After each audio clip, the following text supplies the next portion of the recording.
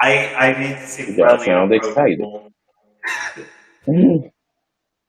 Alright, we are live. This is my radio voice.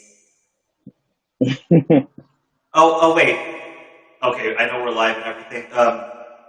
This is recording right now, right? Like, we'll be able to grab the recording after we're done. Yeah. Fantastic.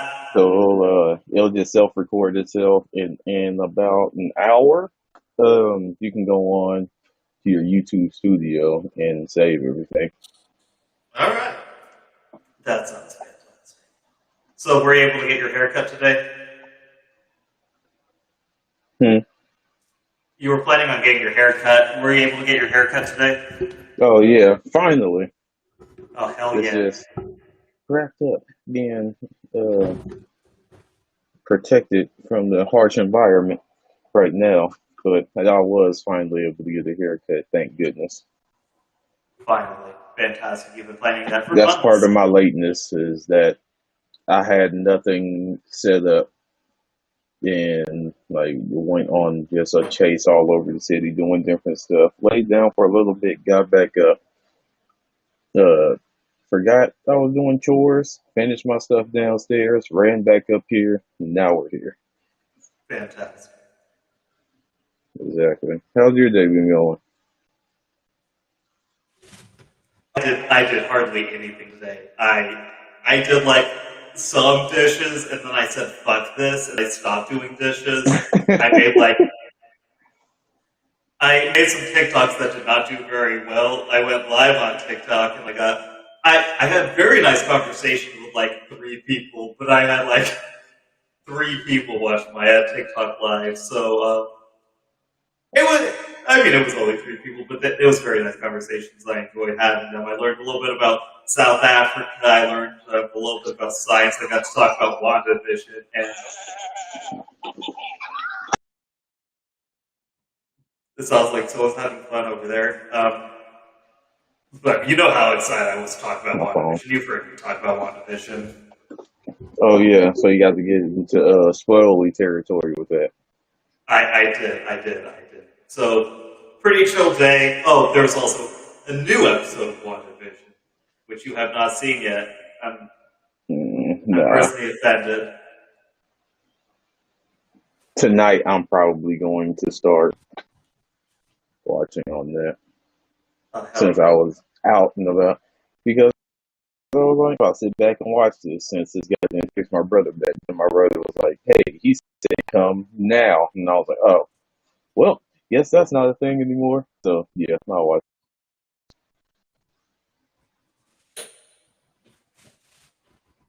All right. You got much planned for us today?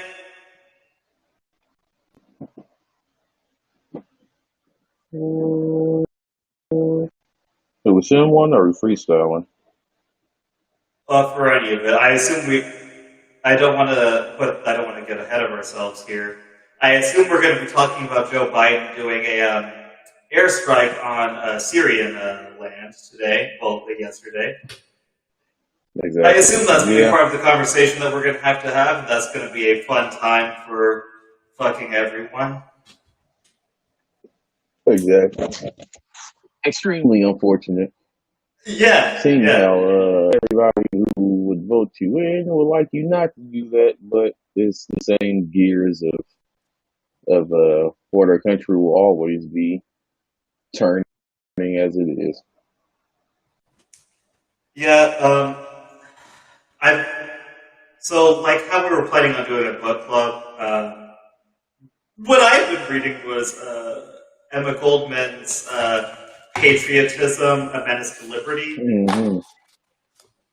And so that was written about 1905, I believe. I could be wrong here, but it was around 1905, like give or take a couple years. She advised against allowing patriotism to excuse the state for committing acts of tyranny in foreign lands and for sending young American people to foreign lands to kill and be killed under false pretenses.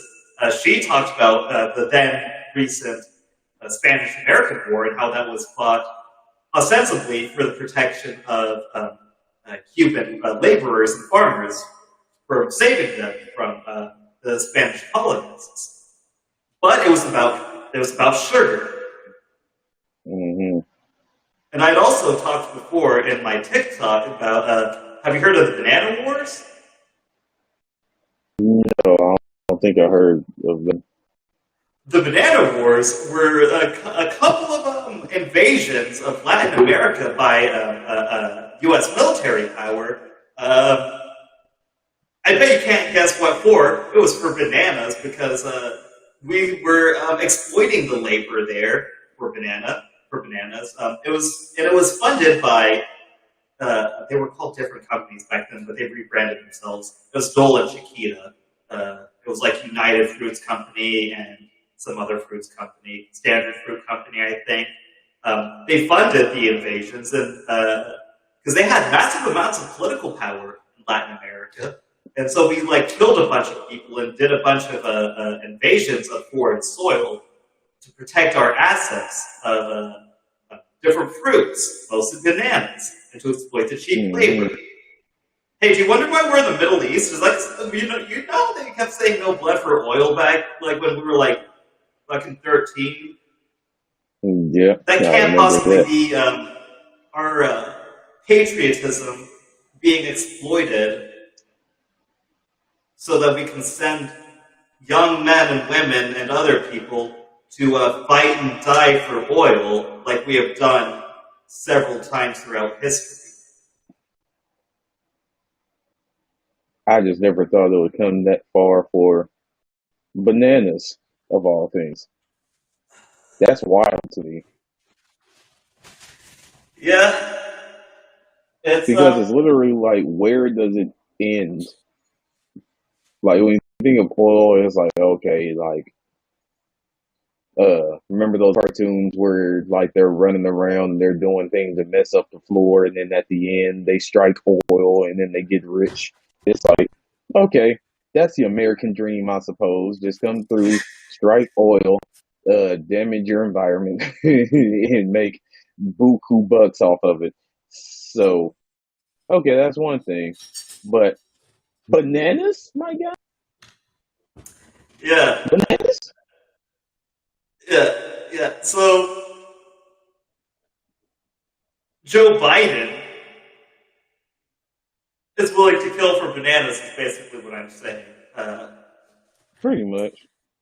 Yeah, so I guess the American imperialism doesn't end under any political party. It's Democrats or Republicans. Everyone's willing to murder for the rich Americans' interests. It's not even American interests because have you gotten rich from oil? Have you shot a cartoon rabbit and hit the ground and then you danced around when you saw that oil flowing? Because I sure haven't. So exactly. It's not even American interest. It's the interest of the American rich. And sadly, it's unfortunately, we knew it because of what we used to do. Yeah. I don't know if there's anybody kind of new to the scene or whatever that might have failed for the talking points that some people might have gave them, where they were the Democrats wouldn't go to war, or the Democrats wouldn't push the war machine forward or whatever. But it's unfortunate if we're the first people to tell you that we're going to keep going. Blue team win, red team win. It's going to keep going. It's going to keep going next time in 4 years. It's going to keep going after that until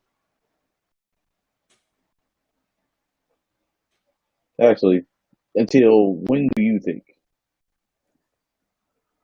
When do I think that the conflict's going to end? Exactly. For the perpetual war machine to stop. Well, we've been, specifically in the Middle East, or just at all? Our entire lives. Yeah, it's been, because this started because of the Cold War, And I was 7 when 9/11 happened. And the kids I was sitting next to on the carpet in like the first grade when the teacher was telling us about a terrorist attack, some of them went to war. Some of them went overseas and are fighting. And they were 7 when it happened. It's never going to end. It's never going to end until we make it end, because honestly, it's not that it doesn't affect us. The political landscape of the Middle East does affect a lot of poor people that we have a lot more in common than the people sending us overseas. So, and a lot of them, yeah, they're in crisis. A lot of the political leaders in the Middle East are terrible people that are exploiting the poor.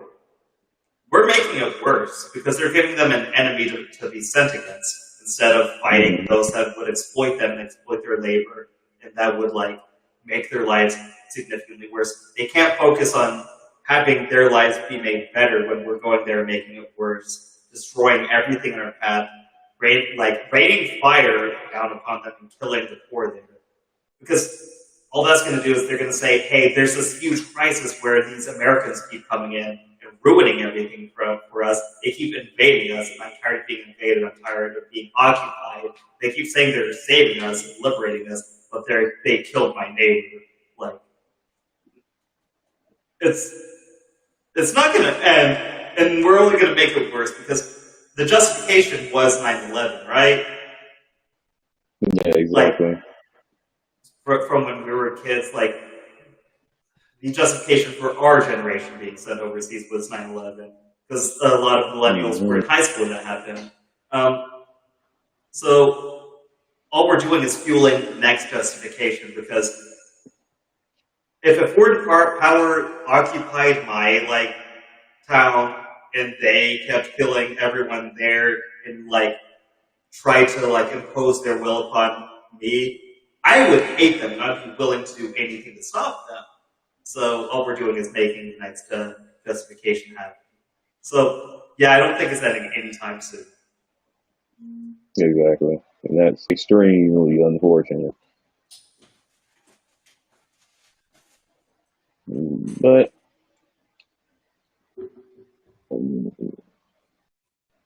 when we look at it,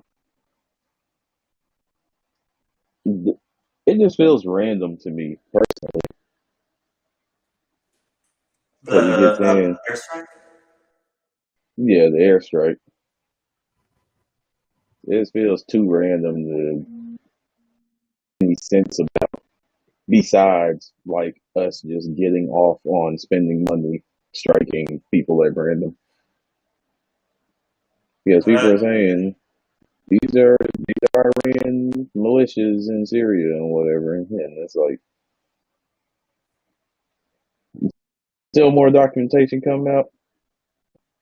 I'm sorry? Until more documentation come out, it's hard for me to really wrap my head around. Something I'm glad to see is whether or not people know all they need to know. It seems like social media has more people firing back, and there's a that's in Congress and whatnot firing back as well, and I'm glad to see that too. They're not just being like, oh, our fucking leftist Messiah God King Biden comical lefty whatever pariah. Because those radical leftists we sent in Georgia. The radical leftists who are changing, what do you say, nothing was going to change significantly? Yeah, because the justification, that was some of the people that they were bombing were backing Iran. That was the justification, and that was the only justification. They gave no specifics as to what the giant problem was there, because it seems like if we pulled out, then maybe there would be an Iran problem. And did you see how he said how they said they couldn't tell us how many casualties there were. They couldn't figure out how many casualties there were, but there were casualties. That could mean anything, and it seems like they're trying to purposefully downplay the amount of casualties there were. And Exactly. you recommended me before a video about the bombing of Hiroshima, and I remember part of that video was what they were counting as casualties was significantly lower than it should have been because the people that were counted as militants were people that were just like keeping Hiroshima afloat. They were just workers because it was a military base, even though it was just a city. I'm wondering how much of that's still happening.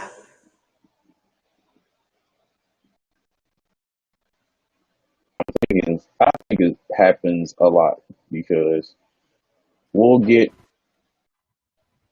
bombings that happens and the government comes later than they do to say, hey, we just did this attack, and then we'll have reporters on the ground there, journalists there, that'll be like, hey, we're not sure why it happened, but this wedding just got hit. This school just got hit. This school bus at random that every day at this exact same time, but this school bus is hit. So it's drones and things that can pick up like such good pictures at random. We should know that hey, this is a way going on. Hey, this is like a school bus. It's like we do these type of things.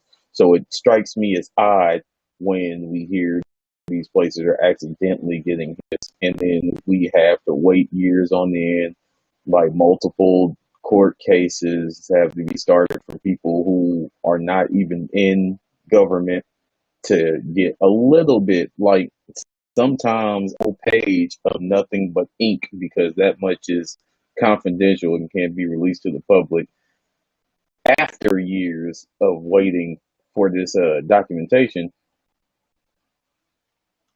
It's like, how much are they putting out? And this all happened under like Obama era because those are just coming out, and we've been through a whole nother administration already. So it's definitely still going on and at a high rate, and we're right back at it. It never stopped. It didn't stop through Trump, but we just had so much nonsense for the media to talk about from the president himself to where, because America already don't seem to care too much about brown bodies. That's not here. The ones here they barely care about, but they're surely not going to give a damn about the ones far away. So we don't really hear nothing about the people that's dying over there. And that pisses me off enough. But now that we're, I guess you could say, back to normal on the reporting side, where you don't have to worry about the president tweeting something stupid every day. And we can actually talk about things of substance like random bombings, and who was involved and whatnot. Only positive thing I can bring out of it is people in government firing back at them. That's pretty much the only positive. And correct me if I'm wrong, but Biden never reversed that decision that we don't have to report the actual number of casualties, did he? So this unreporting of casualties could stay hidden. We could still never know how many people our country is killing. And I'm thinking, when I think about it, it smells of, hey, I didn't like this guy from the other party that just left, but thanks for this one thing, because if there's one thing both of our sides like to do is bomb people in other countries. So mysteriously, in all of these executive orders of flipping things that needed to be flipped back, rightfully so, that wasn't in there. So that is a very odd thing for him to sneak over. Yeah, one thing that I will say though is since Biden is a very milquetoast individual, he's not going to be in the news much, except for, I don't know, if his dog does a cool stunt or something. Or so, like, yeah, that's really the only time we're going to see him in the news as like a person, right? So that gives more space for journalists to talk about incredible misconduct and war crimes that were committed. And so, all right, so news, they need to create content to sell, so they need to find the most like exciting things to sell. And the exciting things are going to be the murders that we're committing. And there's been more of a political awakening lately because of Trump. There's been a political awakening, and like Gen Z and younger millennials are getting way more into politics than they ever have been getting. I've been seeing a lot of like even teenagers like talking about how they are communists and like saying, "Hey, you read the I'm happy for that's competent." Like they're aware of it. The journalists are aware, so they're going to be talking about this more and more. So at the very least, it'll get exposed as much as it can be exposed. There'll be as much speculation as possible. So there is more room for actual justice to be done. Hopefully, as long as we can get the kids motivated, because they're aware that it's happening, and all that needs to happen is them being made to mobilize and try to create actual material change. And I feel like I've had talks with friends uh, about awakening of,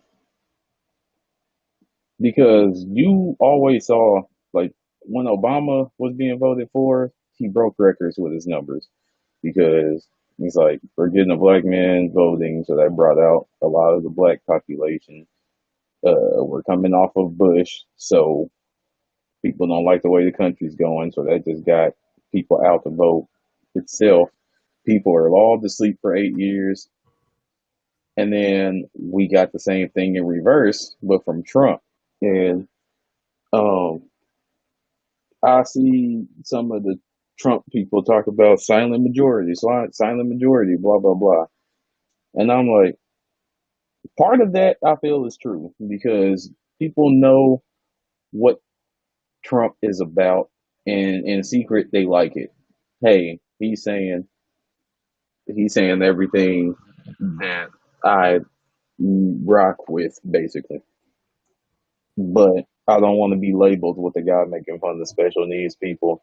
I don't want to be labeled with the guy that calls people rapists and terrorists, and so and so.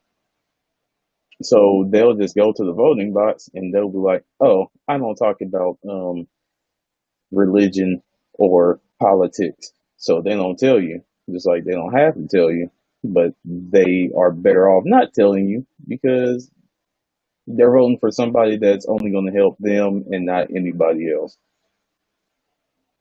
So part of that is true. The thing is, you don't have those silent majority of like 500 million people or whatever the fuck they think they have going on. That is not a thing. It's never going to be a thing. It's strong, but in a realistic strong. Like he broke a record for having the most people vote for him as a sitting president.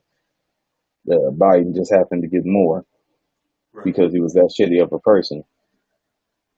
So that awakening is happening on both sides, but the right needs more nonsense. The right is making bots. The right is busing people to protest and busing people to government takeovers. Uh, and I don't really see that on the left. People on the left are kind of like, hey, we're coming out for this Black Lives Matter thing. And you have people of all kinds of different shades of left leaning mindsets that'll come out. You'll have your liberals, you'll have your progressives, you'll have your there's all kinds of people from the left come out, and you can be cordial with each other. And those numbers are finally starting for the first time to rival the right. Even though they're getting louder, I don't think they're growing in numbers and we're starting to get enough information to be able to be in a grocery store and somebody say something, and more people are having enough information to not feel awkward in that moment because they don't know how to contest this person, and they'll snap back at them with something quick. And it's like, I know about what's happening to Native Americans now. I know about our actual immigration laws. Like, I know about the things we're doing overseas. If you're trying to say like those people deserve it or something like that. Um, so yeah, I see what you mean by an awakening has happened. It's just keeping them there. That's where I think you come in with your channel and different channels throughout BreadTube and stuff like that, of giving this information out to people and keeping things fresh on people's minds, because this is a sub like a subculture of entertainment still. Some people are entertained by history. Some people are entertained by things that other people find a chore. Some people find politics as a chore. Some people also find it a chore to turn on TV whenever they want to see like what's going on. So they're going to go to Twitter, they're going to go to YouTube, and I'd rather them run into you than them run into cornbread. Yeah. Because you're talking about my channel. If anyone is watching, it's I do TikTok. I do agitprop on TikTok, and when I say agitprop, I know what I'm saying. I mean that I'm doing agitprop. It is propaganda. I dance and I like put up messages with like political slogans. I try to talk about American imperialism, and I don't have like a significant following as far as TikTok goes, but I have like almost 1,600 people following me, and a lot of these people are new to it. Like, if you are a leftist, this is an easy way to get involved in some way, because yes, there does need to be direct action, but we also need to recruit people to our site. If people see the same message over and over and over again, they're more willing to accept it as a rational belief. I'm saying propaganda. I don't think I'm being like misinforming anyone about anything. I will never say anything I don't believe in. And like, that's one thing that we have. On our side, we have the truth. We were talking earlier about how the right has to come up with nonsense. They have to come up with lies. They have to come up with deceit. We don't have to come up with lies or deceit. We can say what we believe, because what we believe is true. We have the truth on our side. Like for years, I was afraid to like say that I was a communist or that I was an anarchist, because people are very hostile to communists and anarchists. And a lot of times, they don't even know what the word means. You ask someone to define communism, they'll say government. Like, no, it's not government, because communists want a classless, stateless, moneyless society. It has nothing to do with the government. Like, they're talking about like USSR, but also propaganda about the USSR. Because, I mean, I don't think the USSR was the best implementation. Well, it was a communist, but it wasn't the like best transitional state, because I'm not a Marxist-Leninist. But they think of that as the only form of communism. But people like with this awakening are starting to take communism more seriously. There are Marxist-Leninists, a lot of Marxist-Leninists, probably a majority of communists are Marxist-Leninists right now, which, I mean, I would like to scare them away. But they're understanding that there are other strategies and there are other tendencies. They're like, we're talking about BreadTube. Those are anarcho-communists like I am. Mm-hmm. The USSR hated anarcho-communists. And even if it is majority Marxist-Leninist, which I would like to stop and I would like to fight against, there are still our allies right now. Because, I mean, yesterday I was watching a documentary. It was called An Upright Man. It was about Thomas Sankara. You know Thomas Sankara? I don't think so. He was described by some people as the African Che Guevara. He was a Marxist-Leninist, and I can't remember the pronunciation of the country. Let me look that up real quick so that I don't look like a complete ass. Burkina Faso. It's by the Ivory Coast in like West Africa. People are starting to be aware of him. I see like a lot of posters of him on TikTok. People are starting to idolize him. He's a Marxist-Leninist, and I do have some critique of him, but he's called the African Che Guevara. I'm an anarchist, but I'll like critically support Cuba. I'll critically support any like Marxist-Leninist regime. I'll critically support Vietnam. I don't think that there should be a transitional state, but it's better than capitalism, and people realize that. The reason it's become so popular is like Marxist-Leninist tendencies become so popular is because that they've proven themselves to start to work behind it. Like, I mean, Vietnam has adopted state capitalism. The USSR fell and Russia got pretty bad. China adopted state capitalism has gotten pretty bad. Burkina Faso, under Thomas Sankara, was a very mixed bag, but it was better than the like imperialism and the colonialism imposed on them by France. So West Africa is by the Ivory Coast. That's a place that faced a lot of desertification, right? And it was a place where like culturally there was things like female genital mutilation. Women were not treated as like equal humans. But by rejecting the capitalist and imperialist tendencies of France, in 4 years he was able to create food stability. He was able to end female genital mutilation. One time he was so pissed off that he decided, hey, it's Women's Day. The women don't go to work today. The women don't do shopping today. The men do the shopping today. The men cook for the women. And like, yeah, but there was also like problems like this Marxist-Leninist. He was an authoritarian. He wanted to be like Che. He would talk to his friends about how like, I wonder if I'm going to die when Che died. I wonder if I'm going to die how Che died. So like, yeah, there was problems. There was like, what do they call them? Like the revolutionary courts, where like people were tried, like they were put on trial and they faced an inversion of the charges, and an inversion of the charges is where they had to, instead of the prosecution prove the guilt of the defendant had to prove their own innocence. And a lot of things you could be brought to trial for was, are you working hard enough? Which is a very subjective thing. Yeah, and, that's kind of wild.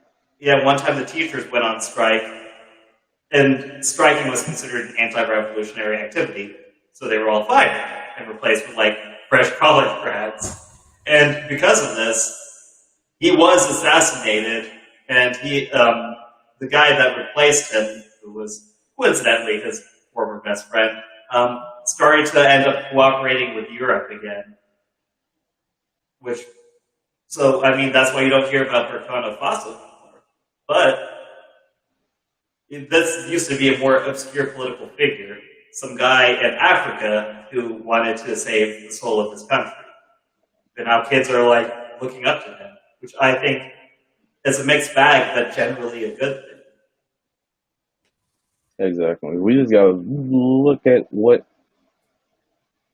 there's like a balance that you can have when you're looking at any political figure, because every political figure is going to have a mixed bag type of thing going on. It's like whichever side of the aisle you're on. If you're somebody who's not that political, but you just know that you saw the first black president, Obama, I bring up like his bombing tactics, the way he handled the Flint water crisis, and stuff like that. You should be able to listen to that and be like, they made the economy better and whatever else you want to bring up off the top of your head. You can still like them, but understand the faults. And if you want to model after them, you can model after the good side, the part that brought the economy back and added like protections for the environment, and maybe ease up on the, hey, your water's fine, or ease up on the, hey, let's strike whatever. It's like, I don't care if that's a school bus. type of things that went on. So we can look at him and have more of the Women's Day instead of more of the, hey, you didn't work 12 hours, so I'm taking you to court. We can have like a breakdown of his policies, and we know what's right now. So let's go forward with just the right things. And more than likely on our side, if somebody comes out and they're being like ultra authoritarian in their commentary, they'll be called out because that's Right. not really what anybody on this side believes in. You say that that's not what everyone and anyone on the side believes in. There's at least, I'm not sure the actual breakdown of how many people on our side are like that, because the space you occupy a lot with, you said that you don't do it very much anymore, was like Twitch debate panels and stuff like that. The places where I'm trying to get my views in, I don't like to say the word tanky. I'm going to leave it at that. There is a contingent that want to exactly mirror like the USSR and like stuff. a USSR, like everything they did.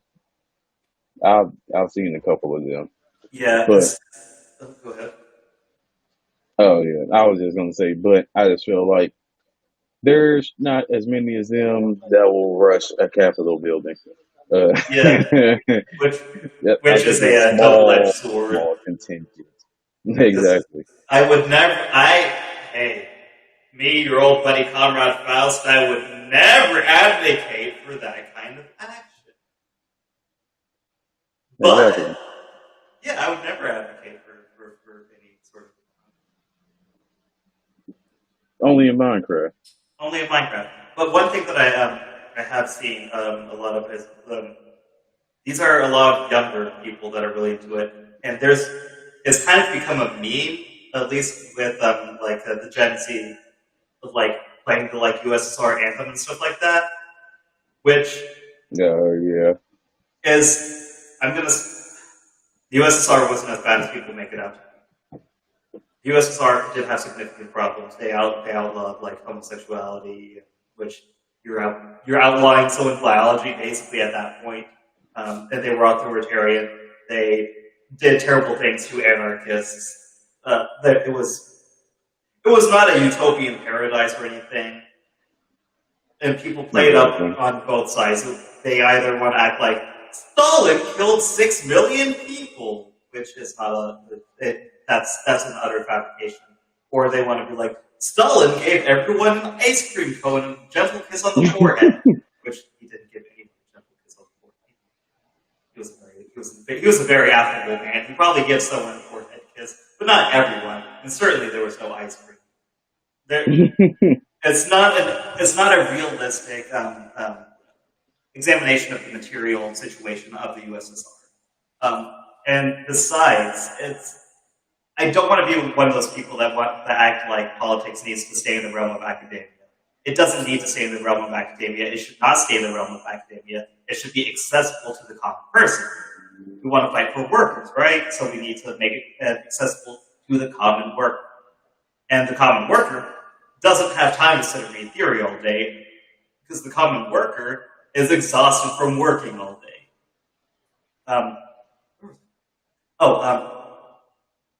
But we need to understand the actual theory. Stalin was an authoritarian. Mao was an authoritarian. Ho Chi Minh was an authoritarian.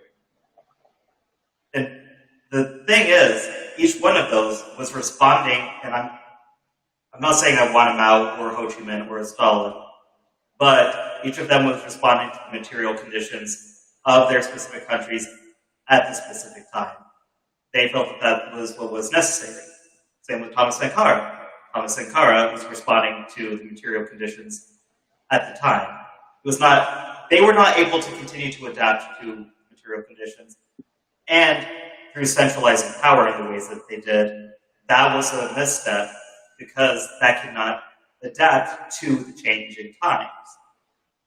Because with Stalin, yeah, you were facing opposition from Western imperialism that wanted to fight against rising communism for fear that it would spread. If it did spread, we lost. Us Western imperialists lost. But you can't continue on with that and expect the inhabitants of your country to just love that authoritarian flair and that central power, because that takes power away from you. The common person needs to feel a certain amount of power, or things are going to go pretty bad because they're going to want to start taking that power back. Exactly. And what's one resource that they have that the higher powers don't? They usually have the resources of numbers, just raw numbers. And we see the many ways that they try to counter this through like propaganda and unions are bad, like all kinds of nonsense like that. But you do have numbers on your side when things like that start to happen. And it would be nice to find a middle ground there, but nobody seems to want to be finding a middle ground. So it's just going to keep boiling up until unfortunate things start to happen. Right.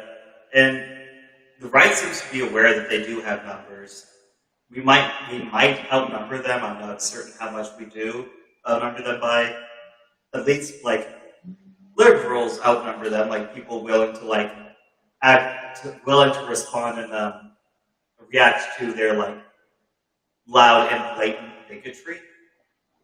But the right understands that they do have a considerable number of people who are willing to act and willing to go to great lengths to achieve what they want to achieve, like that storming the Capitol, which is a strength that they have, is their willingness to commit. Just loyalty to a side. It's just the only thing I feel like that's bad for them is the reasons they get into it. Like, okay, you have all these people, but all these people they they're in it for like very surface level reasons. They're not in it because they really feel like they have to be. They're just in it because, hey, this is what I grew up around. This is what I'm like. Blah blah blah. So you just don't have strong challenge, like an ability to fight back when you're challenged. And I feel like if we can get a lot of educated people out in the same numbers, more stuff will be able to happen. Because when you look at that Capitol, they that was a very dumb way to do things. That's why we say if this was like Black Lives Matter or something like that, or like massive teacher unions from across the states that rest in there, they would have got shot because if they wanted to get to them, they would have had better tactics to get to them for real, and there would have been more people lined up and inside the building than there were like outside because I forgot what show. It's one of the late night shows. Like They had or something. yeah, it was one of them, and they had some people who are online, like journalists, come in, and they were out there like around doing interviews and whatnot. It was hilarious because they were the most juvenile people that they were talking about and interviewing because they were walking. You know, when you're walking as a cameraman, you got to be shooting and walking backwards. Yeah. They tabletopped the cameraman where one of his friends got on all fours behind him and they walked him strategically into his friend. And then the friend that was playing the table got up and was like, he assaulted me. I was like, these guys, like, yo, that shit was wild to watch. I had to watch that like 5 times in a row. But they were also like walking kind of close when the Capitol was breached.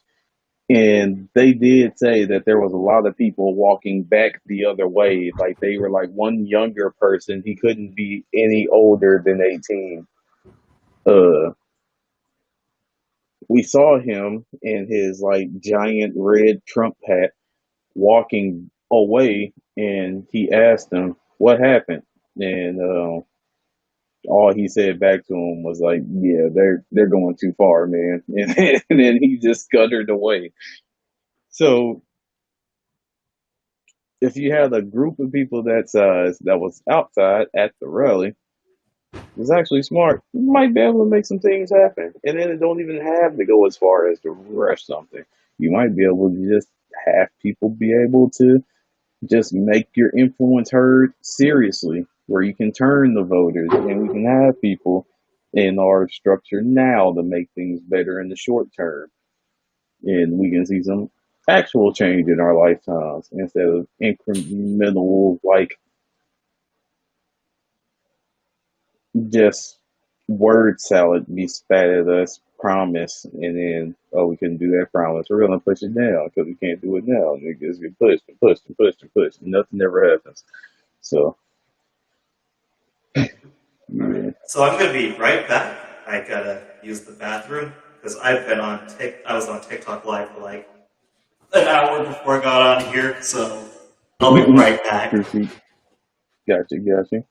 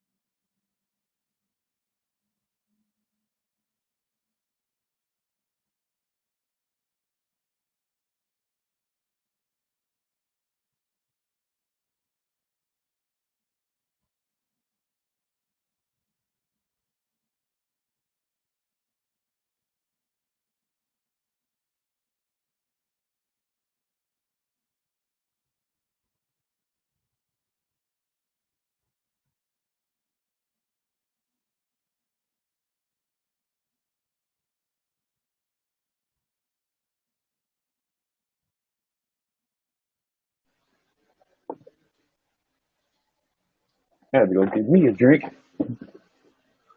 and I'm back. So let's fill up some time. I have no idea what to talk about because news has been so slow with Biden stuff.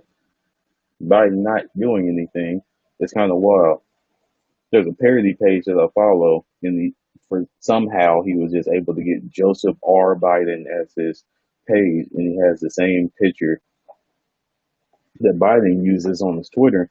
So it looks really believable. And of course, a lot of people at the beginning just thought, no, it's actually Biden, but of course it's not. And the page was the page was like, man, I really wish Biden would do something dumb. Like he broke his character to be like, can he just do something? And then he bombed Syria. So yeah, now we got material to actually use, and it's sad.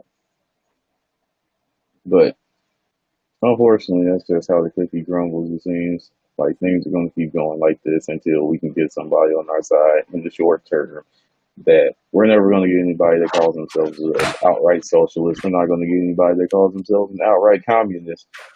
But if we were to, in the short term, get somebody that kind of winked at us the way that Republicans get people in there that wink at their racism, we'll be able to change something in the short term that we can actually feel while we're kind of young.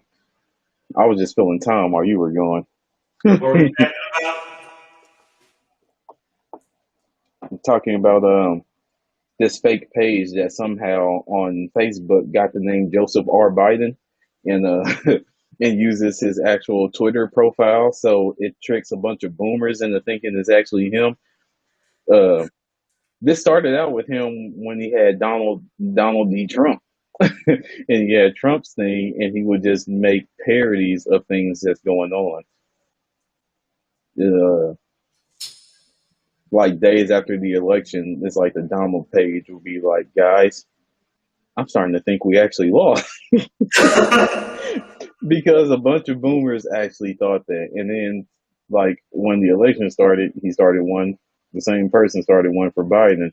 So here recently, the Biden one was like, man, just to break my character, I really wish Biden do something stupid. I'm running out of material over here. And then he bombed Syria. So then he got all kinds of material. Like one where he said, oh, y'all said $1,400. I thought I could have swore y'all said bomb the fuck out of Syria. so so it's like, yep, he got material again. So that's one of the only positives to come out of this thing. But Yeah, it's a lot less exciting when. Oh, go ahead. No, yeah, delay. I was just gonna say, it seems like Republicans get more people that like do the wink at them for racist people or people who are scared of somebody else.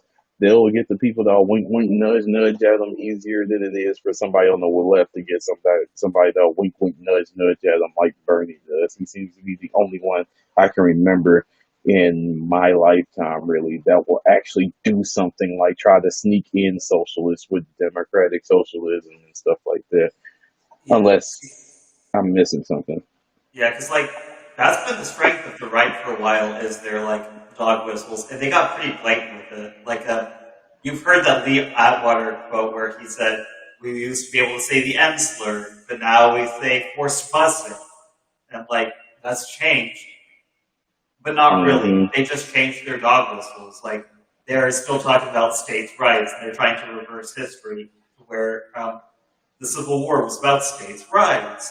And now the preservation of the Confederate statues isn't about like racism. It's about preserving our history.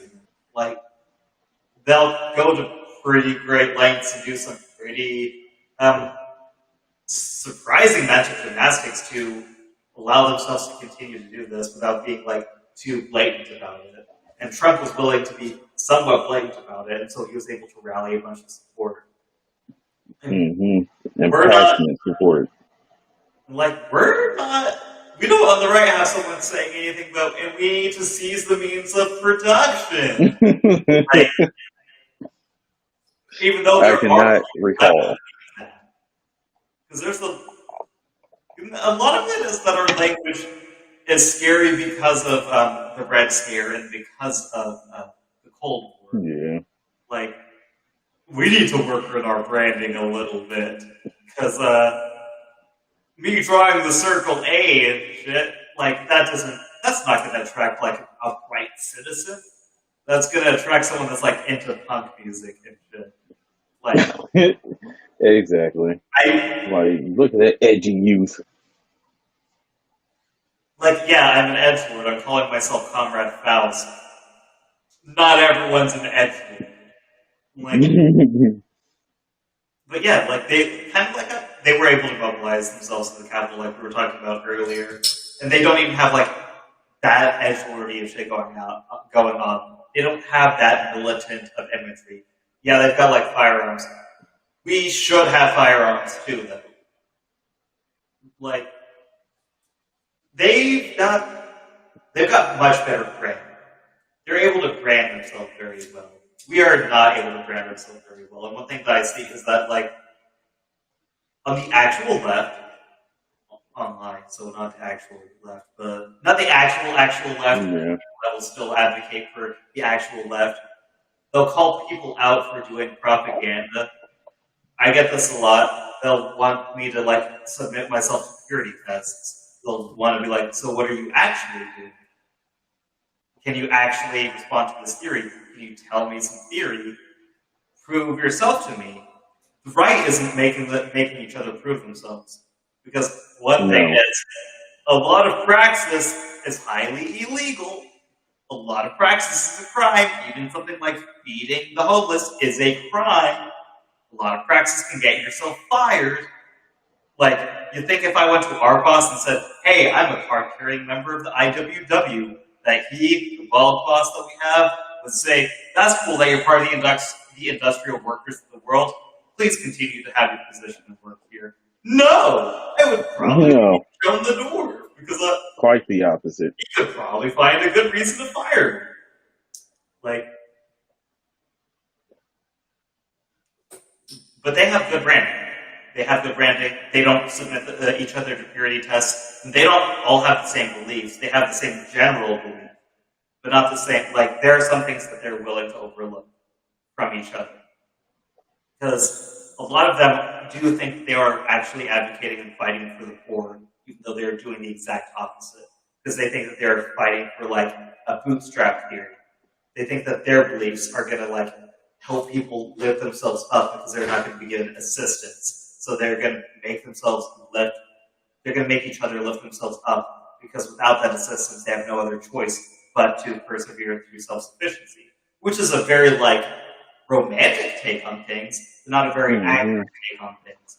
Yeah, it's a romantic idea that we could lift ourselves up by the bootstraps and stuff. That sounds cool. That's not how that works, but it sounds nice. Exactly. And like, they're not Somebody saying, who don't know, or if you're young, you haven't experienced the world. It seems like, hey, that might be cool. Like if you're going through school and you're a little black kid and you're like, hey, Jay-Z went from having to sell cocaine to being this billionaire or whatever, but you don't see what happens in between. You don't understand laws in where they originated that is keeping you away from certain opportunities and stuff like that. But once you start to recognize that, you see that the game is not all that you think it is. The game's rigged against certain people who are a certain color or hold certain beliefs more than they like to put on. And the thing about the labeling, the thing about that is they had a head start. Just like you have them with the Red Scare, you have conservative think tanks whose job it is to make it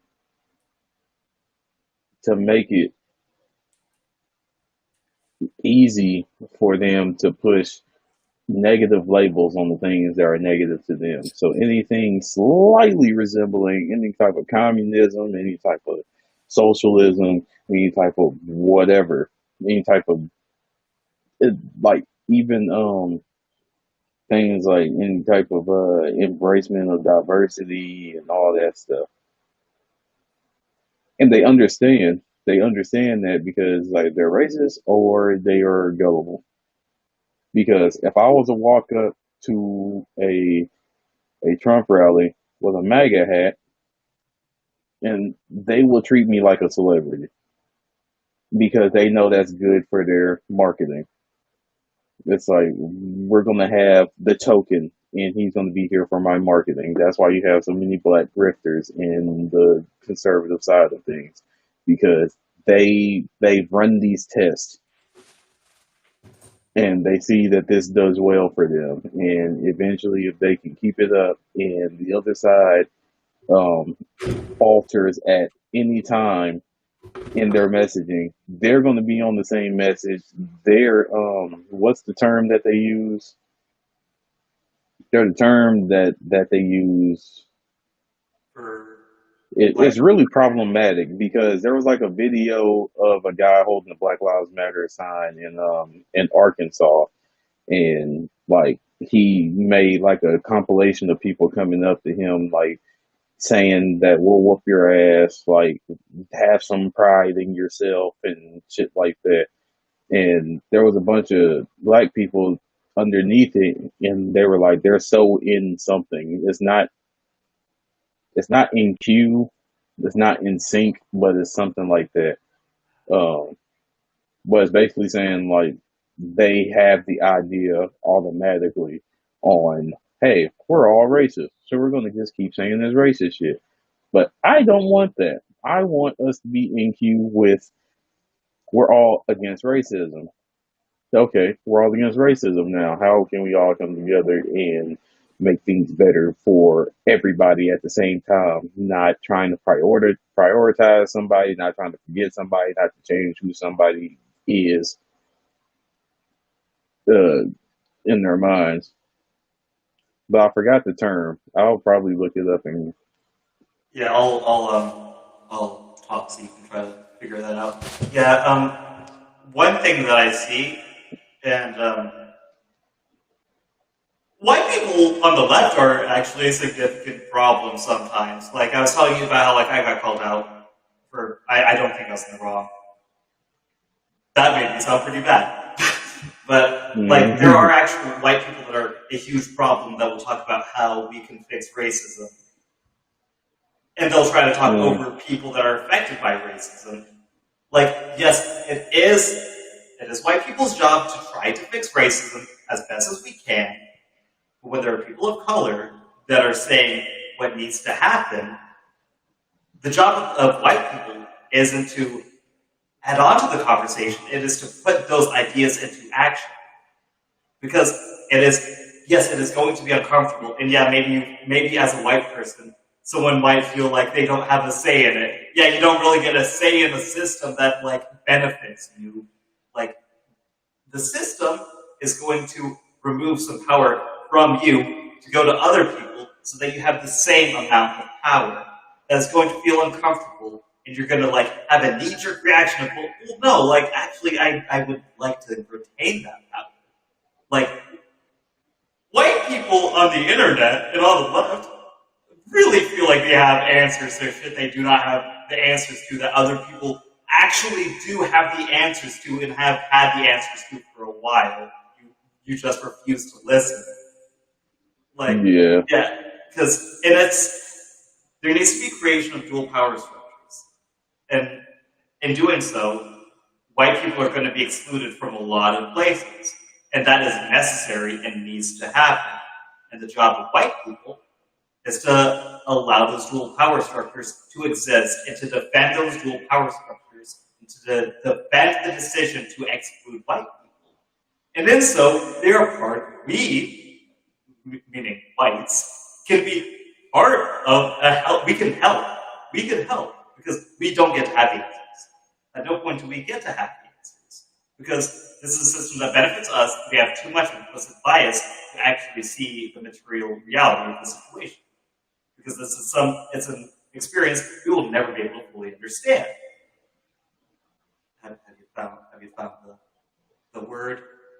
nah, I'm still looking through. It seems to be buried under the top comments of people making memes and making fun of the people yelling at them, which is cool and all, but Yeah, not helping me in this. But yeah, I don't want to be in sync with racists at all. So that's just the bottom line of that. I don't want that. And yeah, what you're talking about, I have seen that issue. Like people who are like there'll be leftists who are, or some people are just prescribing to be leftists and just saying things like, I don't see what's wrong with like gentrification or something like that. And it's like, I can tell that you've never spoke to any black people. You just kind of take whatever your favorite content creator says about like social kind of issues. So it's like, you're not using the N word, but you're not really understanding what's going on with black people. Or you can be like Jakey Boy that we know, who does say the N word and think that that's leftist activity because it takes the venom out of it, and it takes the venom out of it. So you say the N word, so that because then they make it normalize it, take the venom out of it, and I can make this decision because I'm a white person. But I'm on the left, like that. On the left, but yeah, I almost got into a fight in the that's parking lot with him once. what happened. I almost got into a fight with him once because I was very upset with him for saying the N word out loud. And then trying to defend his right to say the N word. No, he tried to defend that when you brought it up. Well, yeah, because for the reason that I said, that he's taking the venom out of it. You can't make it a no-no word. That gives it too much power. When that's not something he gets to say. That's not. No. And he's because I already screamed at him once for saying that something that would offend a lot of East Asian people. A slur designed to uh, denigrate East Asian, uh, which yes, that's bad. They're all bad, and he continued to not see how bad they were, but so that he was on the left. Speaking on some problematic stuff that I've encountered just today, that I had to check again in a very unfortunate, awkward encounter. You've seen how there've been the rise in Asian, um, like discriminatory attacks, Right. and that's just what we can document. We are not able to document people who are running around calling this the Kung flu and the China virus and stuff like that, and calling like South Korean people Chinese or whatever, Right. and trying to pin them on with blame for COVID and whatnot because of our former president putting that out on the biggest airways you could be on. And in Um, one of the speeches one of his last speeches said a lot of people called it the China virus. yeah, exactly. Um, so these things are clearly starting to happen because of such speech. Right. And do you remember Jeremy Lin? No, could you help me He remember? was the Asian guy who played on the New York Knicks, and he went on like a tear of just multiple games of just like having triple doubles, scoring multiple points. He's shooting from the three, he's driving on people much bigger than him, but he was just having a field day uh when it came to producing for a while. So he's still in the league. Um, I think he came back to the NBA, but he went to a different country's basketball league for a while. He stayed producing like that or close to it for like the next 2 years, but eventually, like as you grow older, you slow down in sports. But he put out a post saying like things he's been through, like people doing the whole kung flu and all the stuff like that. People um like the subtle racism. Like if an Asian starts to do well in a sport, it's deceptively athletic. You can't just be athletic. You have to be deceptively athletic. Or like they all already assume you like you have to be the smart Asian. Like or even the positive things like people have this idea that all Asians are smart, all Asians are good at math or whatever. And if Yeah. you don't, you're the fabled average Asian. And he was basically going down the list of talking about that and saying how racism is bad anywhere. We need to fight against this stuff for everybody, everybody against this at the same time, for everybody at the same time. And he felt like it's not being talked about a lot.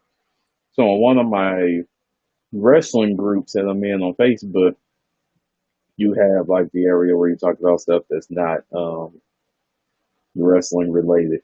Like an And off-topic some thing. hmm and somebody was like, somebody need to get Jeremy Lin. And I'm like, what did he do? Did he say something cancelable? And I looked it up and I saw that's all he said. And I'm like, what here is wrong? There's nothing wrong here.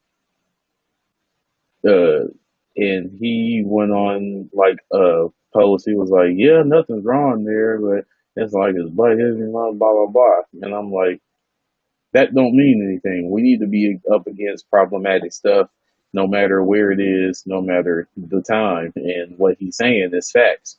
So, like, what's the issue with him saying it? There should be no issue. And he kind of backed off of it. He understood what I said, but that initial response of trying to push somebody else's issues down for whatever reason, when it's just all facts. We need to be fighting against racism at all times. We don't need to be worrying about pushing somebody down because of a date.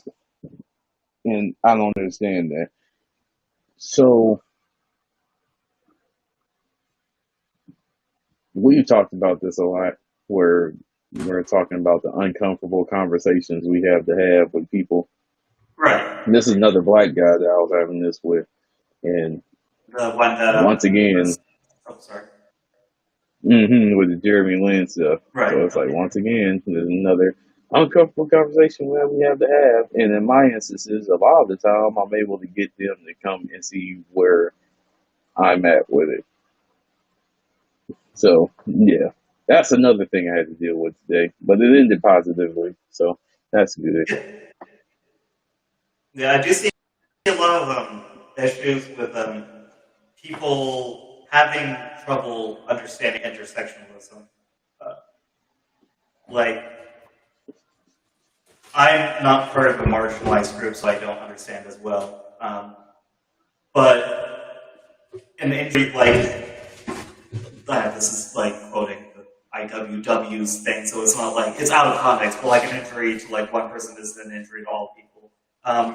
Marsha P Johnson is, she denies, I think she denies it, but like, she is believed to be the first person to like throw hands during the Stonewall uprising, like that started the whole Pride movement.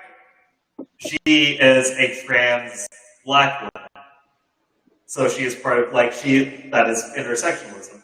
People don't seem to understand that like we don't need to like, yes, we need to address different like situations, and we don't need to put like one above others unless right then there's an immediate danger to that like class of people, to the like group of people.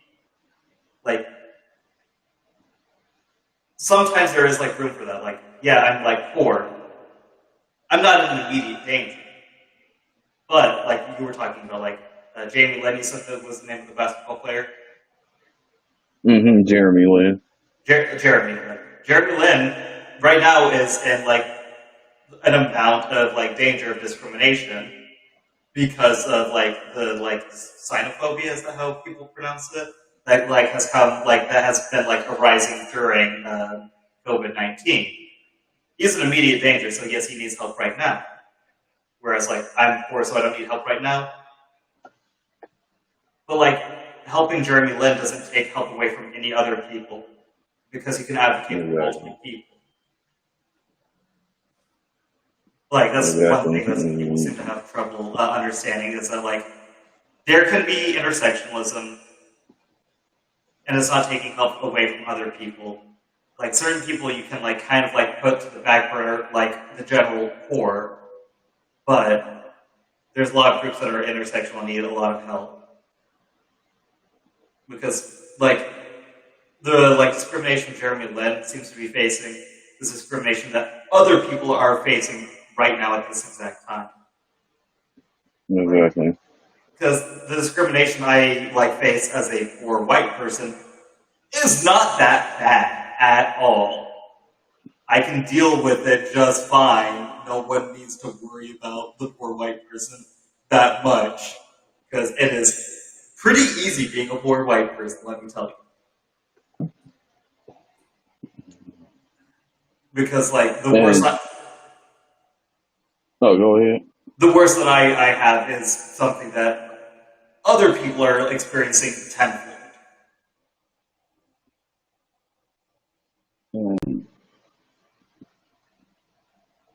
That's why there's room for criticism for anybody. Right. And, that's why I appreciate from Bernie, because he's able to understand how to put what we're saying in a in like a palatable way. And it's just the sad thing is, it's like it takes your whole life to just fight for a raise in a minimum wage or something like that. That will help the people being discriminated against because they'll give them resources. It's like, let's say you're in a bad neighborhood, you get out of that bad neighborhood you go to now is people who don't like you, and it's like it's hard to change the hearts of people off of a drop of a hat. So if you do have to leave, you'll have the resources to leave. When you have resources, it makes different things easier to do. So there's other places where I criticize Bernie heavily, but that is one where I'm like, I understand what you're getting at, and I appreciate you for doing that. But I don't see where this worry out of nowhere is coming from, where like certain groups are feeling like they're being pushed out, and I want to say that this is more like of the right sneaking in the minds of people.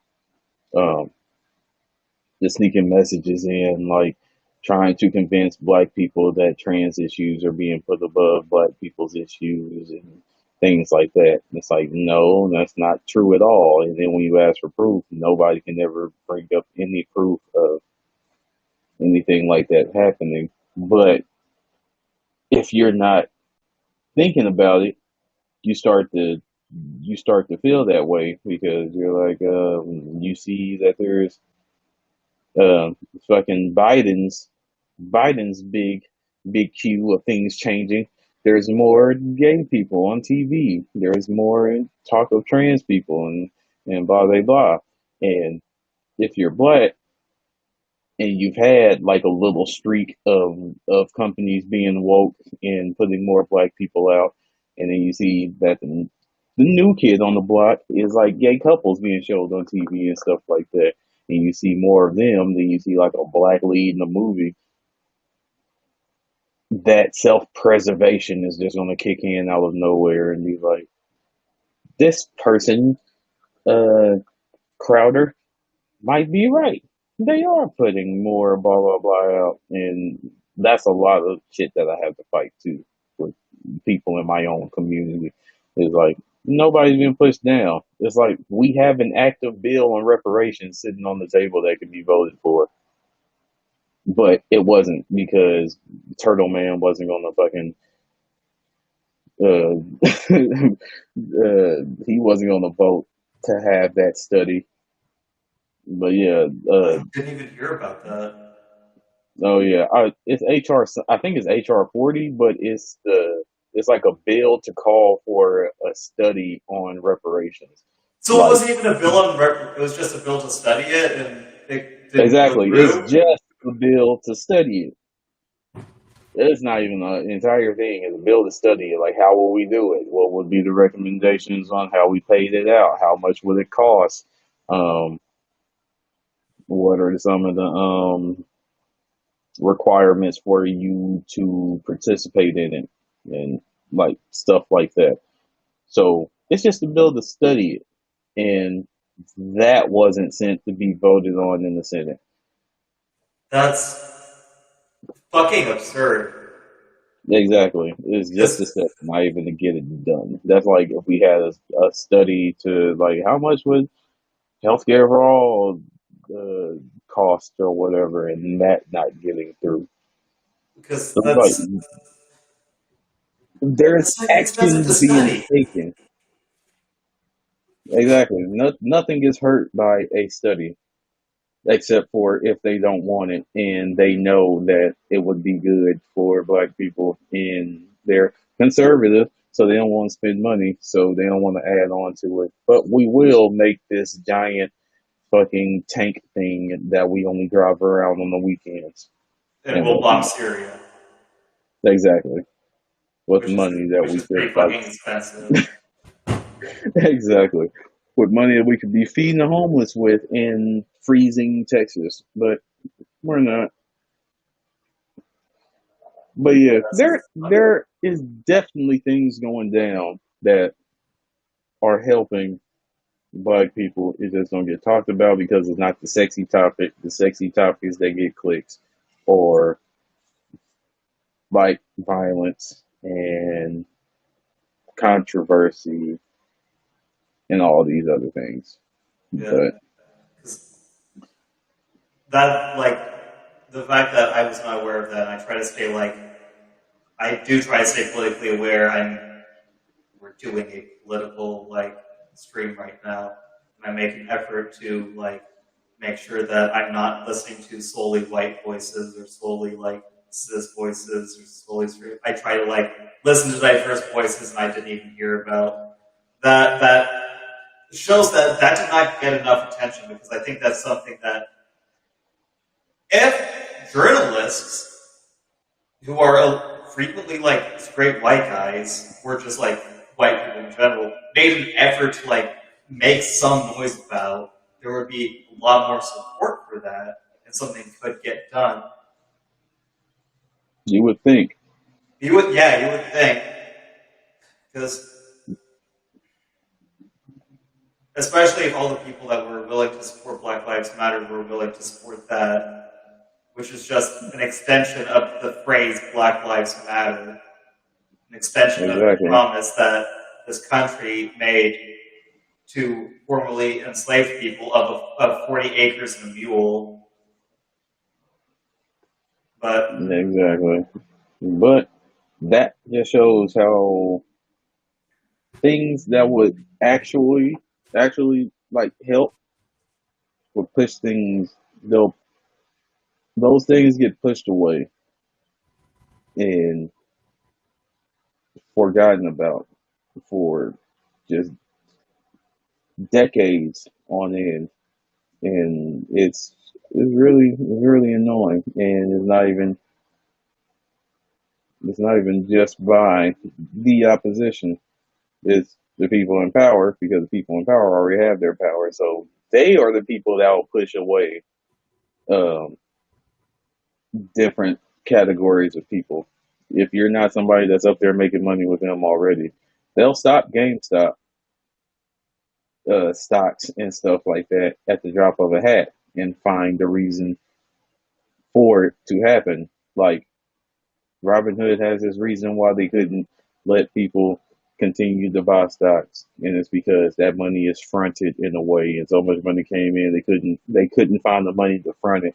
You have all of Wall Street behind you. You can find the money to front it, and if you couldn't find the money to front it, the government would give it straight to you, especially under Trump and especially under Biden still. They would just give it to you in that sense, I'm sure, in some way. But they will stop that. They stop somebody like us from making a little bit of money. yeah, a lot of this is falsely imposed, that scarcity that is just completely artificial. Like I talked about earlier with Sankara.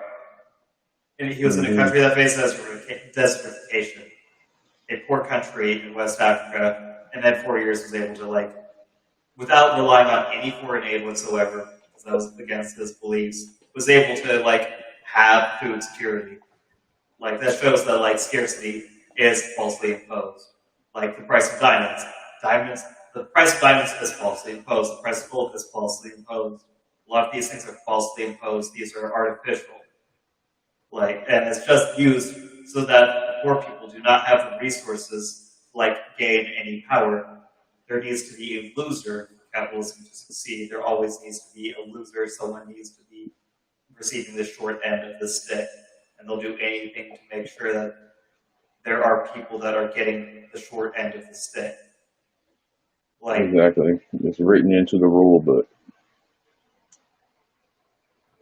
And different classes of people will always be pitted against one another through an outside source. The weird how there's non-binary phobic people, when it doesn't cost anything to accept that non-binary people are people and are valid in their identity. And then there's this thing, I don't know if you've heard of it, true trans scum. It's a type of it's a perception of trans transgender study where you Hmm. cannot be considered trans unless you are experiencing like gender dysphoria, where a lot of trans people do not experience gender dysphoria because that creates an opposition and it creates infighting, and that's falsely implemented. It is created by people who are not willing to accept others who need there to be a loser.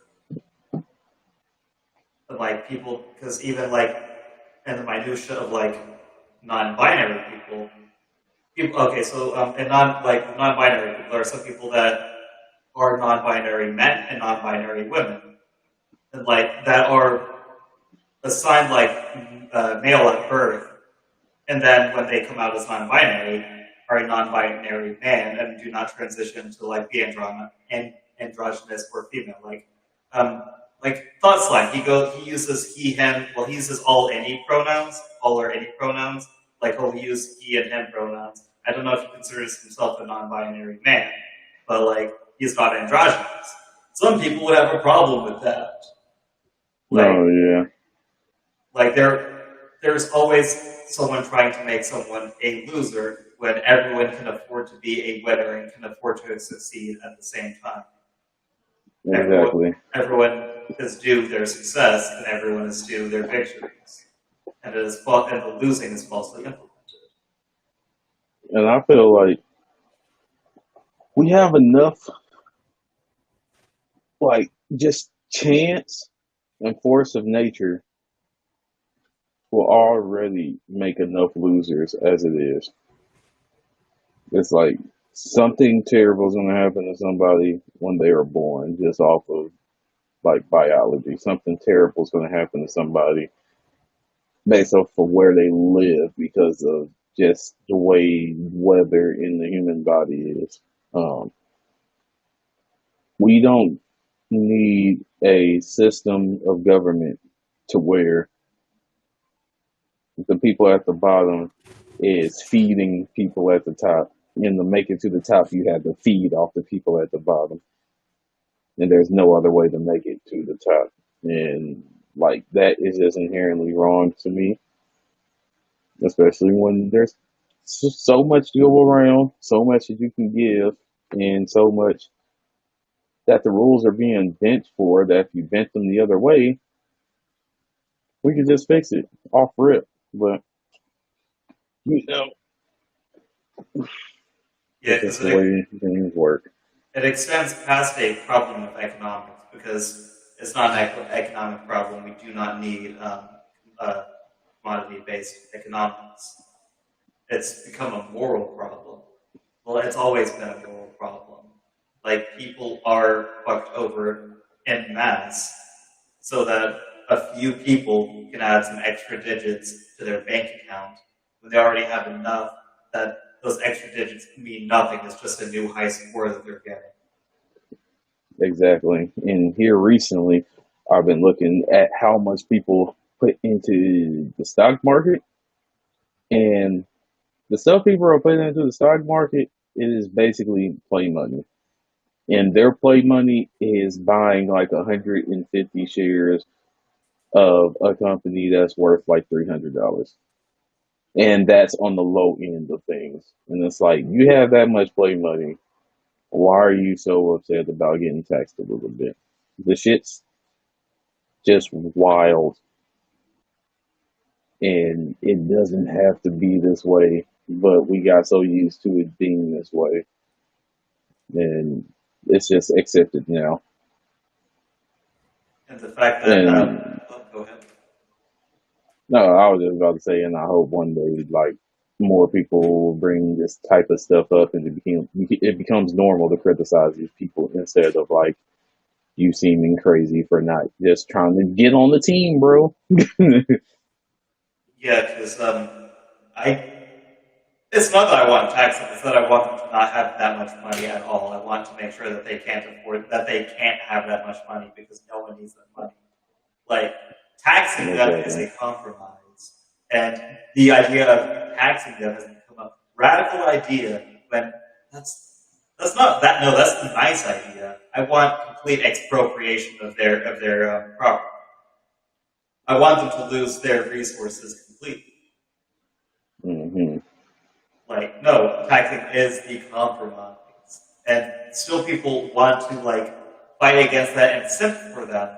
What do you get for simping for that? At this point, just a feudal Nothing. landlord. Because they are, like, inches away from owning company towns. You put in, like, an Amazon warehouse, and that becomes a large job creator in that city. That becomes where a lot of the employment comes from, is the Amazon warehouse. At that point, they own that city. At that point, that is their feudal-like serfdom. They own the serfs there. And taxing them is, but what if one day I'm a feudal landlord? I don't want to be taxed when I'm a feudal landlord. Mm-hmm. And it's one thing. I won't even use the word excusable because that shit is inexcusable in any way. But it's one thing if you're the person there and you're like, I don't want my stuff, or it's not even my stuff really. It's stuff that you're really taking from other people. But it's like, I don't want things that are closer to me to be not mine the way that the government and things like that is giving it to them. And one other thing for a person who has nothing to be like, I'm going to defend these people's right to take from me in hopes that I can be the one taking uh, to secure my spot and taking somebody else's stuff down the line. And that's just sick to me. But Yeah, because some people at least have a stake in it. And there are people. It's like, you have no stake. So it's like your motivation for it is even lower than what we are tolerating the people who have it for defending that stuff is. So we think that's it. You're just plain evil at this point. Just like I'm planning on trying to screw you over.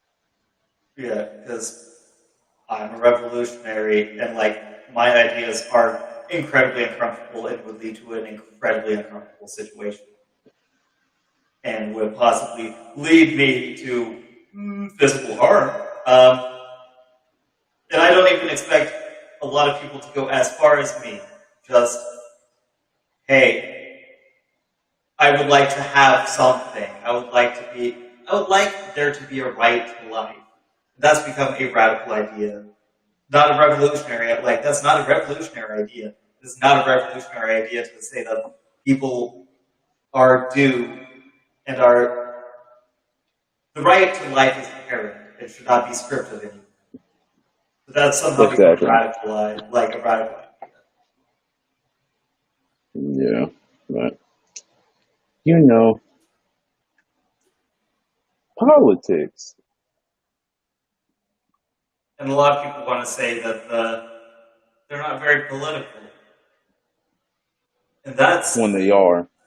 Like, saying you're not political is just ceding power to whoever is in charge. That is just saying that you're okay with the status quo and you're defending the status quo by saying you're not political. Because that is in the whole status quo. And the whole nothing will change if I like do anything. It's like that's what the people who want to take advantage of you wants you to say, really. Nothing will change. So they're like, sure, believe that. We know things can change, but if you think nothing can change, that just makes our job easier to just continue to fuck you over because you're not going to fight back. You're just taking it. Or we're still getting this tax code changed. Those taxes that you're paying in, but they're not because reasons that you don't understand and reasons that you're actively not trying to change. Exactly. And people get tricked into thinking that their choice of political activity is to vote. And that's it. When no, you don't. You can do more than you can do a lot more than vote. Exactly. And like what we were talking about earlier, Some people did more than vote, and they went to the Capitol and showed that they could do more than vote. And those were the bad guys. Exactly. So those are the baddies. But good guys can also do that. I recommend the good guys also do that. Well, no, I don't recommend the good. I don't recommend the good. In Minecraft, you mean? In Minecraft, the good guys should go fight that Ender Dragon. The good guys always fight the Ender Dragon. And the good guys, a lot of times, win when they fight that Ender Dragon in Minecraft. Exactly, because they pull together their resources. We all go out there and we punch some trees. We go down to DC, hell, get some diamonds, craft our weapons and armor. And we go and fight that damn Ender Dragon. Yeah, but the Democrats and the liberals in general have this weird idea that we need to be civil, we need to trust the process. Michelle Obama said they go low, we go high. When that's actively harmful to try to trust the process and be civil. I don't want to be civil. I don't want to reunite. I don't want to compromise, because a lot of those people that are saying that we need to compromise and we need to be all nice and pleasant and shit, the opposition is fascists and Nazis and racists that are supporting redlining and not acknowledging the school to prison pipeline. I don't want to be civil with them. I want to be the opposite of civil with them. I would like to Minecraft them. I would like to do discourse with them. Right. Oh yeah. I don't know. It's nothing to think about, but in my outlook of things are more positive than they did in the beginning of the whole Trump stuff, because we do have more reasonable discourse going on all ends. Even the Republicans don't know what they want to do right now. I've never seen Republicans this torn. I don't think the Tea Party tore the Republican Party apart this much. It's like the Tea Party was less harmful, but I don't think it was just this bad to where all of these old school Republicans are we think this might be the death of the party. It's not, because the Republican Party goes off of more traditional values of being racist, and that is something that transcends time and pushback. So I think they'll be okay in the end. Yeah, I think they'll be okay in the end, because even if it is the end of the Republican Party, even if that doesn't mean any of the ideologies are dying. It means the name is changing. Because the name changed before. That was the whole point of the Southern strategy. So the Republicans are going to be okay. They're going to keep their own traditional values. Exactly, because they have no morals to hold them down. It's we could get down in the dirt with some nonsense and be grifters and things like that, but we actually have morals that'll be this doesn't feel right. So if we're in a situation that don't feel right, it's just not going to work. But they don't care about feeling right, because they are incentivized to do so. There are people buying multi-million-dollar houses off of grifts. So it's that's a lot of gifts to have to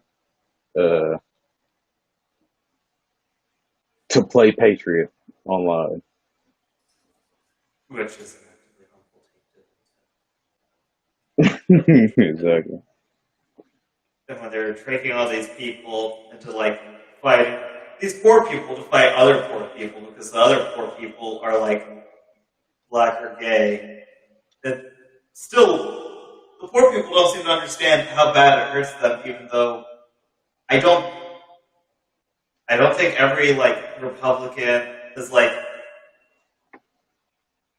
unintelligent, but I think they're being tricked pretty hard, and they're I don't understand exactly how. because there's no way all of them are like this dumb, and there's no way all of them are like this morally corrupt that they actively like want to like.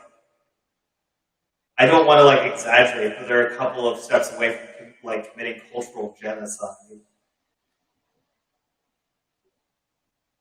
In many ways, they are, because when you listen to what they say, um, like we see in like big cities where they have Chinatowns, they have like little Mexicos and stuff like that, where people look the same, and redlining generally pushes people together, Right. so their cultures kind of stay alive in those holes that they're held in. Um, but people will talk about that, and like if they see their daughter is dating somebody who from those areas, they'll call that them trying to erase our culture. Like these are like white middle Americans saying they're trying to erase our culture by having taco trucks, I guess, by choosing to speak their native languages when they're around somebody else that speaks their native language, I guess. I don't understand it, but that's something I see a lot, and it's always because what when I think about things that people say, I'm like, what would the solution be? So you're saying they're coming in here and they're trying to erase our culture. Well, what do you want to do? Do you want a white ethno state? Also, Do you want exactly? It's just like, do you want to put like speech laws into effect, even though you're the one who's crying free speech whenever one of your fucking chud celebrities get um kicked off of a private a private property's site or server. So like what would you like to do? And I feel like that falls into genocide in a way if they had their way. yeah, and like I don't believe in laws, but we don't even have like a national language, so No, we and they're don't. the ones that like care about like law and order and shit. Well, the It's law like doesn't we are prescribe national language, so how we live in America, so what you want people like speak one of the languages that you tried that your ancestors our my our ancestors tried to eradicate and like force onto reservations. You want that to be the language? Since we live in America, we speak American. mhm. Because I would be speaking American then. Um, yeah, I guess there is a lot of like there are people that are actually wanting to do incredibly immoral things, and they are actually trying to perpetuate a genocide now in the U.S. To make that a little bit more clear, I guess it's more that I don't want to admit that people are this actually immoral and evil. I prefer they be like being tricked and grifted into being this immoral because the alternative is pretty fucking bad. It Because really is. like forcing people into like, and also like you were talking about like the preservation of culture, and I see this a lot. How come there's not a White History Month? How come there's no Straight Pride? White isn't a culture. White's not a culture. There's no like American white culture. No. Like there are like there are like racially based cultures in America. There's a lot of racially based cultures in America, none of which is like general white, because that's white. That's white. That's not a culture. Like, That is a color. yeah, It's like, like a culture has a base somewhere. And yeah, it's like, like the only thing truly American that they try to say is American culture originates elsewhere. Like we had that conversation in private about pizza being like Italian, hot dogs being from somewhere else. Like the only thing we have is like baseball, and that's about it. And then you can track that back to like ancient like Aztecan games where they didn't have bases or nothing like that, but they threw rocks and they hit them with sticks and stuff like that. So you can say that the root of it came from somewhere else. There's nothing really that rooted from this place unless you're Native American. And they aren't the ones embracing in American culture. Uh, so yeah, that's always something that's annoyed me to no end is this whole American culture thing. But there are some of the when I was talking about like racial cultures that like cropped up in America that like are based on race, like it's because the white people wouldn't allow them into the general American culture, or they were in other ways like marginalized and had to band together. That's the only reason why like ethnicity is a culture. And like I could like talk about my culture, but that would be something closer to like Irish ancestry, which I know nothing about, so that's not my culture. My culture is more of just like I lived in the South, and even then, I'm pretty. Can you tell I'm excluded from Southern culture just based It's on my like whole general being? So no, there's not like a white culture. exactly. It's yeah, it's weird. And my whole thing is it's kind of like the White Lives Matter thing. It's like you don't really have a reason to say this. Your reason to say this is your protest is a protest to my protest. It's like I'm protesting something, you're protesting me. It's like it's not even anything like I guess they can try to flip that and say that's against Antifa, but Antifa's against something bad. There's nothing bad about the root of Black Lives Matter unless you got something against black people. And then it's not even just black people because Black Lives Matter went and marched for the, like, there was like 5 white males that Black Lives Matter helped families for that were like assaulted by police. So it's like wave your thin blue line, I guess, because I think that is something that came before Black Lives Matter. But to say white lives matter is just a hateful counter protest. That blue line It is also a hateful counter protest. Like, yeah, yeah. it existed before. The swastika also existed before Nazi Germany, though, and that's something different. But like, No, yeah. even then, like the thin blue line, is that there's a thin blue line between order and chaos, and the thin blue line was the police. But that's not true because the police are an inherently racist institution that was created for racist reasons. And even if we want to like leave race out of it, which I don't, but even if we did, it would be that the police were trying to protect the interests of the ruling class by protecting their property. They enforce property laws and are under no obligation to protect lives of anyone, just the property of the rich. So Exactly. the thin blue line has always been racist because the police have always been racist, and is a consistent. So no, The roots of the police too. So yeah, that's true. there's no like valid like argument for the police or against Black Lives Matter. And I've heard, I don't know if you've heard this, you probably have, I've heard that Black Lives Matter is actually racist because it's not about everyone, which is where the All Lives Matter thing came from. When I I don't Oh think yeah, I kept saying white lives matter, but it was all lives matter. But we know what it meant. it was We a know dog what it whistle. meant. It was a dog whistle. It didn't mean white lives. They were. I don't think that the All Lives Matter were like marching for freeing the Latin American people kept in concentration camps. No, not at Then, all.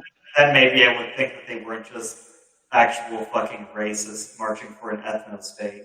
Um, but where was it going? Oh, yeah, they want to say that Black Lives Matter is racist, which is a misunderstanding of the word racism, because racism is an institutional uh, thing. It's an institutional system in which some races are prioritized above others and some races are subjugated. And it's a flexing of power over some races over others. When America is built for white people to have power over other races. So you can't be you cannot be, you actually cannot be racist against white people. You can be mean to white people. I've heard people be mean to white people. That's not racist though, because it's not exercising power over white people. It's an attempt to take power back. So, yeah. All Lives Matter is bullshit, and I hate them because they're racist. And they're not too fucking good at hiding that fact neither. Yeah, at least the Proud Boys had like people for a month pretending that they weren't Nazis. Exactly. They were better at hiding it. They were better at it, though. So I think I'll have to head up out of here. Alright. It was a good stream. I enjoyed really the freeform way we did it. Yeah. We're doing this. And next time maybe we can try to figure out how to do this on Twitch too. So we are reaching more platforms. Yeah, I'd be down for that. Yeah. Because that way we can you know that I'm actually in this for the game. And exactly. No one's a communist except for the monetary gain of being a communist. You're right. But thank you for having me.